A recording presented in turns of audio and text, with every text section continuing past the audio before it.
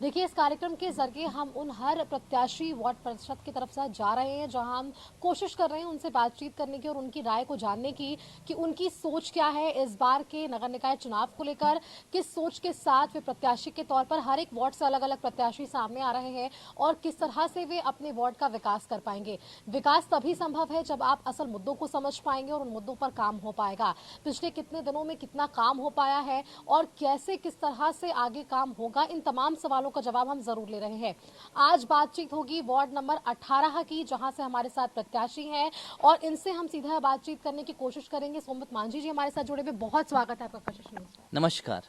सोमत जी, जिस तरह से वार्ड 18 की परेशानियों पर हम बातचीत करें उससे पहले हम जानना चाहेंगे और हमारे दर्शकों को हम बताना चाहेंगे कि सोमवत मांझी कौन है, जो आने वाले समय में प्रत्याशी के तौर पर अभी आपने नामांकन किया, पर्चा दाखिल किया, सारी चीजें हुई हैं, लेकिन आने वाले समय में बतौर आप वार्ड पार्षद क्या काम करेंगे हमारी जनता के लिए? देखिए, पहले मैं अपने आप से शुरू करता हूँ।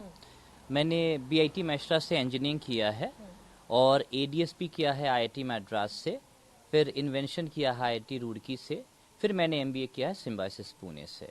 तो आधा ज़िंदगी तो मेरा पढ़ने में बीत गया और साथ में 2014 से मैं सोशल सर्विस में लगा हुआ हूँ।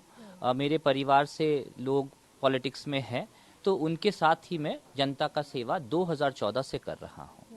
तो 2014 से ये सफर की आपने शुरुआत की, जैसा कि आपने बताया कि एक हायर एजुकेशन आपने लिया है अलग अलग क्षेत्रों में, वो कितना काम आने वाला है इस बार आप जब चुनाव में हैं? और वार्ड पार्षद को आपने क्यों चुना? क्योंकि और भी कई चुनाव हैं, आप चाहते तो वहां पर भी अपना नामांकन कर सकते थे, लेकिन वार्ड को क्यों आपने चुना? क्यों शहर को संवारने की सोच आपके सबसे पहले सामने आई? देखिए, कभी मैंने ये नहीं सोचा था कि मैं पॉलिटिक्स में आऊँगा या फ्रंट एंड करके मैं इलेक्शन लड़ूंगा। एक्चुअली जब माँ मेरी सांसद बनी तो उस वक्त मैं दिल्ली में था और उस वक्त राष्ट्रपति जी से मिलने का मुझे अवसर मिला राष्ट्रपति भवन में। मैं अपनी माता जी के साथ वहाँ गया था। तो द्रौपदी मुर्मू जी ने माननीय द्रौपदी मुर्मू जी ने मुझसे मेरा क्वालिफिकेशन पूछा और उसके बाद मुझसे पूछा कि आप क्या करते हो। तो मैंने उनको कहा कि 2014 से मैं जनता का सेवा कर रहा हूं और माँ का सारा काम मैं ही देखता हूं, राज्यसभा का भी। तो ये सुनकर के उन्होंने बोला कि आप एजुकेटेड है, आप युवा है, तो आपको इलेक्शन लड़ना चाहिए। उनका ही सुझाव था कि एकदम छोटे स्तर के इलेक्शन से आप शुरू करिए, क्योंकि वो भी पार्षद के इलेक्शन से द्रौपदी मुर्मू जी ने शुरुआत किया था। तो उन्होंने मुझे गाइड किया कि आप इलेक्शन वहां से शुरू करिए। तो उस सोच के साथ जब मैं रांची वापस आया तो मैंने इस चीज को अपने परिवार में बोला और हमारे जो सज्जन व्यक्ति सब है उन्होंने उनके पास ये विचार मैंने रखा और सबका सजेशन यही था कि जब माननीय द्रौपदी मुर्मू जी जो राष्ट्रपति जी है उन्होंने जब आपको ये मार्गदर्शन दिया है कि आपको पॉलिटिक्स में आ करके चुनाव लड़ना चाहिए, तो आप जरूर से चुनाव लड़िए। बिल्कुल, देखिए आपने बहुत बड़ी बात कही है। राज्यसभा से सांसद है महुआ बाजी जी, जिन्होंने बहुत अच्छा मुकाम हासिल किया है राजनीति के क्षेत्र में और किसी पहचान के मोहताज नहीं है। महिलाओं के क्षेत्र में भी वो लगातार काम कर रही हैं। जब घर में ऐसा एक चेहरा हो और एक पहले से जिम्मेदारी लोगों को समझ आती है, तो एक और नई जिम्मेदारी जब आप अपने कंधों पर ले रहे हैं तो कितनी बड़ी जिम्मेदारी आप इसे समझते हैं? क्योंकि लोगों की जो उम्मीद है वो और भी बढ़ जाती है ऐसे चेहरों से। कई प्रत्याशी जो है वो क्षेत्र में आते हैं सांसद के तौर पर, या फिर कई चेहरे हम देखते हैं जब प्रत्याशी के तौर पर सामने आते हैं, लेकिन आप जैसे चेहरे जो पहले से राजनीति से जुड़े हुए हों, लोगों के बीच जा रहे हों, उनसे उम्मीदें और भी बढ़ जाती है। वार्ड नंबर 18 की स्थिति की अगर हम बात करें, फिलहाल की स्थिति क्या है? आगे आने वाले समय में आप किस तरह से काम करेंगे और जो लोगों की उम्मीद है उस पर आपका क्या काम होगा? देखिए, लास्ट 3 साल से मैं राज्यसभा का टोटल डॉक्यूमेंटेशन का काम झारखंड के लिए मैं ही देखता हूँ, मेरी माँ के लिए। तो मुझे 3 साल से डॉक्यूमेंटेशन का पूरा अनुभव है कि गवर्नमेंट का सिस्टम कैसे चलता है। अब यही चीज़ को अगर देखा जाए तो लास्ट 3 साल से मैं स्पेसिफिक होकर के वार्ड 18 के लिए काम कर रहा हूँ, जिसमें क्या है कि अभी तक मेरे इनिशिएटिव से और माँ के सांसद निधि से हम लोगों ने वार्ड 18 के लिए 16 जगह बोरिंग करा करके 32 पानी का टंकी लगाया है। फिर 3 स्कूल्स में हम लोगों ने छत ढलाई करके दिया है। फिर इसी वार्ड 18 में हम लोगों ने गर्ल्स लोग के लिए टॉयलेट्स बना के दिया है। फिर काफ़ी सारे मंदिर, मस्जिद, गिरजाघर में हम लोगों ने बोरिंग पेवर ब्लॉक का काम करके दिया है। फिर काफ़ी जगह पे नाली बनाया है, फिर हम लोगों ने रास्ता बनाया है, काफ़ी जगह पे बेंचेस बनाए हैं, दिए हैं, सोलर लाइट्स लगाया है। तो इस तरीके से अगर देखा जाए तो बिना पार्षद बने हुए मैंने इस जगह पे इतना सारा काम किया है। और ये काम करने के बाद मैं जनता के बीच जा करके ये बोल रहा हूँ कि अब मुझे वोट दीजिए। बाकी सारे जो पार्षद कैंडिडेट होते हैं वो जा करके उनको बोलते हैं कि मैं ऐसा कर दूंगा, मैं ऐसा कर दूंगा और इसलिए मुझे वोट करिए। मैं ऐसा नहीं कर रहा हूँ। मैंने पहले 3 साल उनका सेवा किया, तरीके से सेवा किया, काम सबको दिखा। अब जाकर के मैं बोल रहा हूँ कि आप मुझे पार्षद चुनिए। ये भी बहुत बड़ी बात है क्योंकि देखिए कई वार्ड का क्षेत्रों का जो है भ्रमण हम भी कर रहे थे। लोगों को काफ़ी उम्मीद हो जाती है अपने शहर को संवारने की। मॉडल सिटी के तौर पर भी लोगों का सवाल जुड़ जाता है क्योंकि देखिए झारखंड में ऐसे कई ज़िले हैं जो मॉडल सिटी के रूप में सामने आए हैं। जमशेदपुर उनमें से एक बड़ा नाम है, लेकिन रांची मॉडल सिटी के तौर पर कैसे सामने आएगा और यहाँ वो कौन सी व्यवस्थाएं होनी चाहिए जिससे लोगों को एक उम्मीद होनी चाहिए कि हमारा शहर और हमारी राजधानी सबसे खूबसूरत हो। वार्ड 18 संवारने के साथ साथ और कौन सी ऐसी आपके पास कह सकते हैं कि लोगों को बताने के लिए कुछ कारण है जो संवारने की कोशिश आपकी तरफ से होगी? देखिए, हमारे माननीय मुख्यमंत्री जी शहर के लिए और स्टेट के लिए बहुत अच्छा काम कर रहे हैं। तो मेरा पहला लक्ष्य ये होता है कि उनका जो स्कीम्स होता है सरकारी, वो सब मैं लोगों तक पहुंचा पाऊं, मैं एक माध्यम बन पाऊं कि उनको मैं सूचना दे सकूं कि माननीय मुख्यमंत्री की तरफ से ये सारे स्कीम से उनका आप लाभ उठाइए। दूसरा चीज़ ये है कि माननीय मुख्यमंत्री जी ने काफ़ी सारे फ्लाईओवर्स बनाया है और बना रहे हैं, वो प्रपोजल के मोड में है, जल्दी उनका टेंडरिंग हो जाएगा। दूसरा चीज़ क्या है कि अभी जैसे ही पार्षद बनूंगा तो सबसे पहले मैं अपने वार्ड के लिए सीवरेज ड्रेनेज पे काम करूंगा, क्योंकि रांची शहर जो है वो एक प्लेटो होने के बावजूद भी क्या होता है आप देखिएगा, पानी भर जाता है। तो उस पे मैं फर्स्ट फोकस करूंगा। उसके बाद क्या है कि शहर में जो कचरा उठता है उसका उठाव मैं सही सही टाइम पे करूंगा, मॉडर्न मशीनरीज मंगाऊंगा ताकि सिटी क्लीन हो सके। और जिस जिस जगह पे आपके कैमरास लगे हुए हैं वो पुराने हो चुके हैं या उसका ऑपरेशन एंड मेंटेनेंस अच्छे तरीके से नहीं हो रहा है, तो हायर क्वालिटी ऑफ कैमरास लगा करके सिक्योरिटी को मैं बढ़ाने का कोशिश करूंगा। एंड अभी पहले भी रास्ता बनते आया है, नाली बनते आया है, लेकिन प्रॉब्लम क्या होता है कि नाली इतना ऊपर, रास्ता उसके नीचे और बिल्डिंग्स और घर उससे नीचे हो गया है। तो क्योंकि मैं एक खुद से इंजीनियर हूं, तो मेरे माध्यम से मेरे संरक्षण में जब ये काम होगा तो मैं ये सुनिश्चित करूंगा कि इस तरह का गलतियां जो ठेकेदार करता है वो मैं ना करने दूं।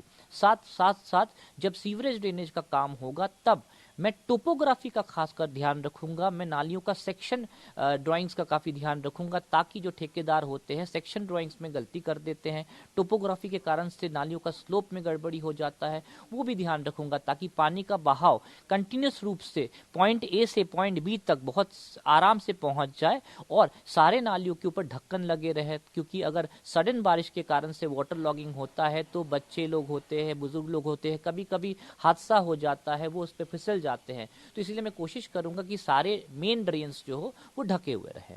बिल्कुल, देखिए आपने बहुत बड़ी बातें कही हैं और देखिए कुछ टेक्निकल टर्म्स भी आपने इस्तेमाल किया जिससे समझ आ पाता है कि जो परेशानी अब तक लोगों को हुई है, एक विजन है आपके पास, एक रोड मैप है कि अगर आप जीत कर आते हैं तो किस तरह से आपका पहले वो 100 दिनों का काम होने वाला है। लेकिन यही वादे, यही दावे आपके सामने वाले प्रतिद्वंदी भी करते हैं। उन्हें कैसे देख रहे हैं? क्योंकि देखिए जनता को काफ़ी उम्मीदें होती हैं और इन उम्मीदों के लिए जब सामने प्रत्याशी के तौर पर कई चेहरे आते हैं तो उन पर भरोसा करना थोड़ा मुश्किल भी हो जाता है और कई बार जनता नाखुश भी होती है और कई क्षेत्रों में तो खुश भी नजर आई है जनता। लेकिन आप अपने सामने वाले प्रतिद्वंदी को कैसे देखते हैं? और क्योंकि चुनावी रण है तो ऐसे में थोड़ी बातें तो जरूर होती हैं। देखिए, हमारे अगेंस्ट में 3 प्रतिद्वंदी हैं, उसमें से एक जो है वो 10 साल से पार्षद है और उनके भाई 5 साल से पार्षद रह चुके थे। तो उस फैमिली में 15 साल का पार्षद का हिस्ट्री है। लेकिन अगर आप जनता के पास जा करके पूछिएगा कि उस फैमिली, उस पार्षद जो पहले रह चुके हैं पूर्व पार्षद, उनका जो स्वभाव है क्या वो कैसा है और उनका काम करने का जो ढंग है क्या वो उससे खुश है, तो देखा जाएगा कि 99.9% जो सिटीजन्स एंड वोटर्स है वार्ड 18 के, वो बोलेंगे कि पुराने पार्षद से वो नाखुश है। पहला चीज, उनको बदलाव चाहिए। अब बाकी 2 कैंडिडेट के पास मैं आता हूं। बाकी 2 कैंडिडेट में से आप उनका नॉमिनेशन फॉर्म अगर देखिएगा तो उसमें देखिएगा कि उन लोगों ने लिखा है, एक कैंडिडेट ने, कि उनको 3 साल का सजा मिल चुका है। उनको क्रिमिनल एक्टिविटीज के कारण से, उनको मर्डर रिलेटेड कुछ एक्टिविटीज के कारण से उनको 3 साल का सजा मिला है। उसका कोर्ट से हम लोगों ने सर्टिफाइड कॉपी भी निकाला था। तो अगर 3 साल का सजा हुआ, जो लोअर कोर्ट में उनको सजा मिला है, तो उस वैसे कैंडिडेट को अगर कोई जिताना चाहे तो भाई वो तो उनका सोच है। और सिमिलर एक्टिविटी में उसी केस का डॉक्यूमेंट देखिएगा तो देखिएगा कि दोनों जो कैंडिडेट है, दोनों का नाम उस एफिडेविट मतलब सर्टिफाइड कॉपी में दिख रहा है, दोनों कैंडिडेट का। तो अब जनता स्मार्ट है, अगर उनको लगता है कि क्रिमिनल बैकग्राउंड के 2 कैंडिडेट्स को अगर उनको वोट देके जिताना है तो वो उनकी सोच है। पर मेरे हिसाब से मुझे लगता है कि जो एजुकेटेड हैं, जो युवा है, जिनके पास एक्सपीरियंस है, जिनके पास पावर है, जिनके पास विजन है, वैसे लोग को चुन करके लाना चाहिए।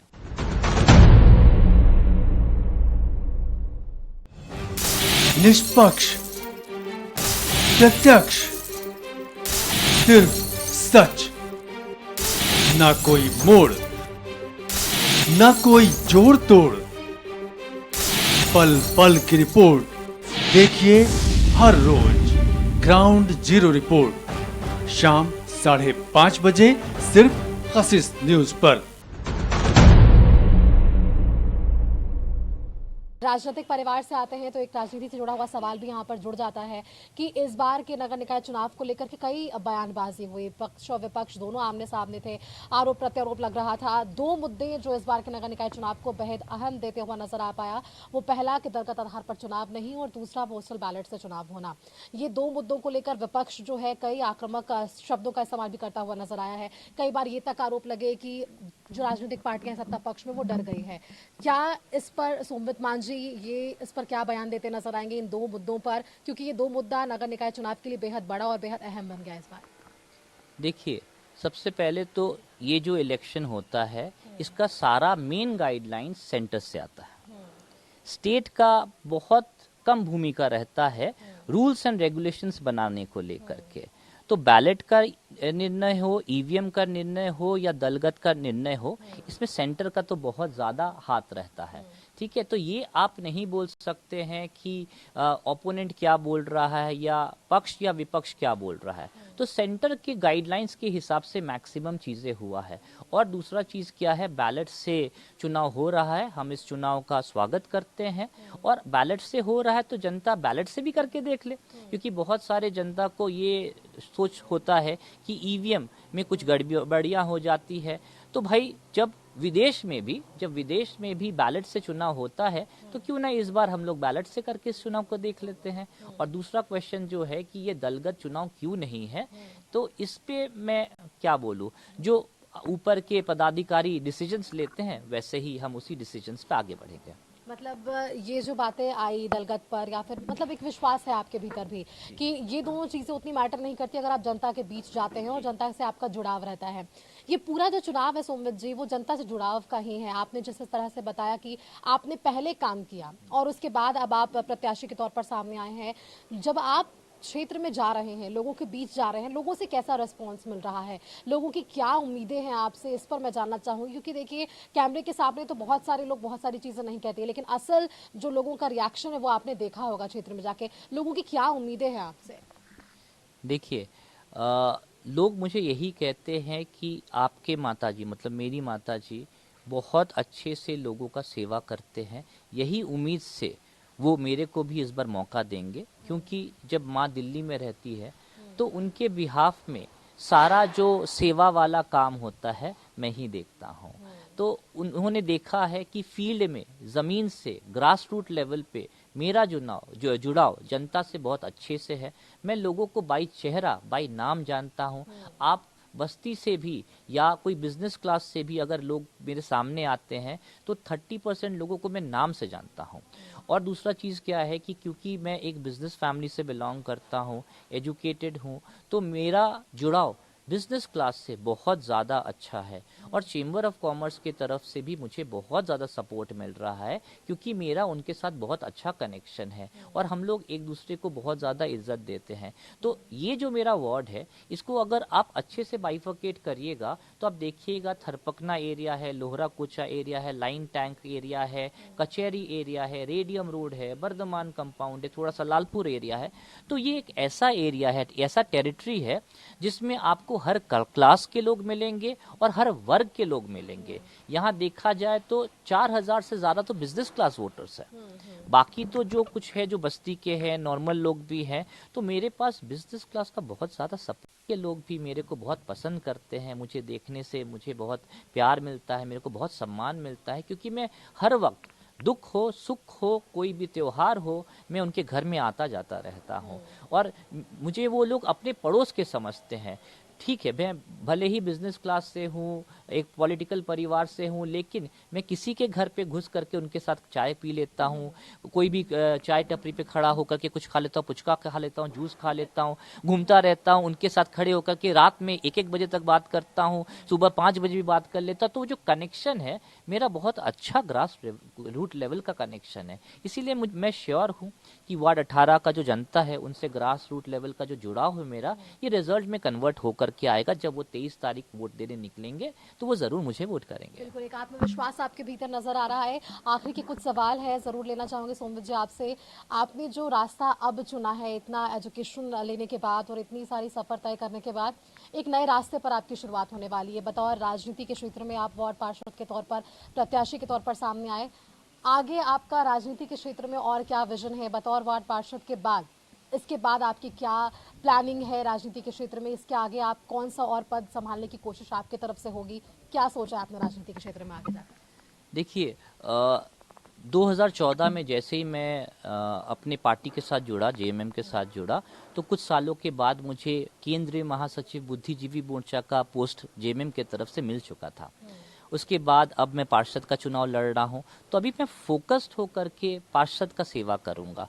बाकी मुख्यमंत्री जी हैं, हमारे पार्टी के बड़े अधिकारी लोग हैं, हमारी माता जी हैं, उनका जैसे आगे का मार्गदर्शन होगा मैं उसके अकॉर्डिंग ही मूव करूँगा। लेकिन फिलहाल मैं सिर्फ पार्षद पे ही फोकस कर रहा हूँ। चलिए, आपकी एक जो सोच थी वो बिल्कुल स्पष्ट नजर आई है, और जो जनता से जुड़ाव आपका रहा है उस पर आपने वो साफ तौर पर शब्दों में कहा कि लोगों के बीच जाना और लोगों के बीच जाकर काम करने के बाद वोट की अपील करना एक अलग ही महसूस दिलाता है।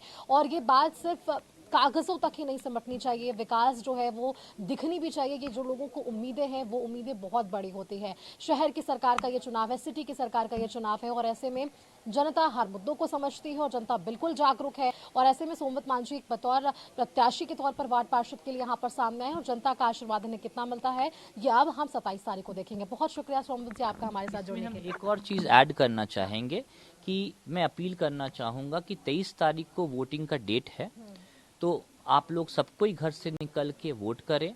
और मेरा नाम सोमवत मांझी है, मेरा चुनाव का चिन्ह मोतियों का हार नंबर 4 है। तो कृपया करके आप घर से निकले, अपने परिवार वालों को निकले, अपने पड़ोसी को निकाले और दोस्तों के साथ जा करके अपना मतदान करें। मोतियों का हार नंबर 4 सोमवत मांझी। धन्यवाद। बहुत शुक्रिया सोमवत जी आपका हमारे साथ जुड़ने के लिए और तमाम विषयों पर हमारे साथ खास बातचीत करने के लिए। कैमरामैन प्रदीप के साथ मैं सुष्मिता राज, कशिश न्यूज, रांची।